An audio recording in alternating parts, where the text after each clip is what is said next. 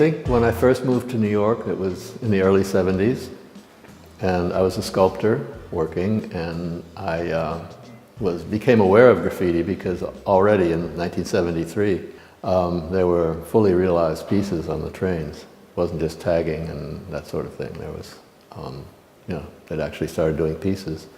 And for several years, I watched this evolve. The trains ran outside on the elevated lines because I'd been in Midtown Manhattan, up and downtown, underground, and I thought, well, this is beautiful, but I can't take pictures of it because they don't look good. I tried. Well, I was aware of the trains, painted trains, and once I began, it was a passion developed because I kept seeing them and I wanted to get them. So it became like a hunt. And I think that was what characterized my years taking pictures, was that it was an intense game, and it was like hunting some rare animals, which were hard to get because they're in the bush, and these trains, they weren't easy. You only saw them when you saw them, and if you waited for them to come by, you would wait for a long time. And were the conditions right? Sometimes the conditions were not right. So it was a game which was made much more easy after I knew graffiti writers, because they would call me up the night they did a train and leave me a message on my answering machine so that I would know where to go to look.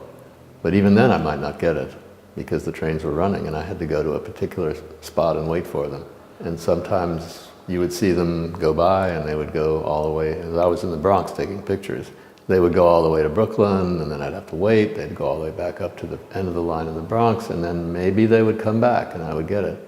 Or many times they would go back up to the Bronx and they would take them out of service because rush hour was over. They didn't need so many trains. So it was often very frustrating. And I took pictures of trains probably until maybe as late as 1984.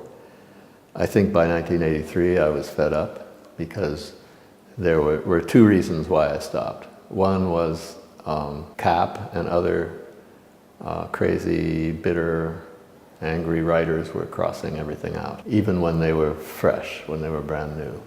And the other is that the transit had buffed everything and painted the trains white.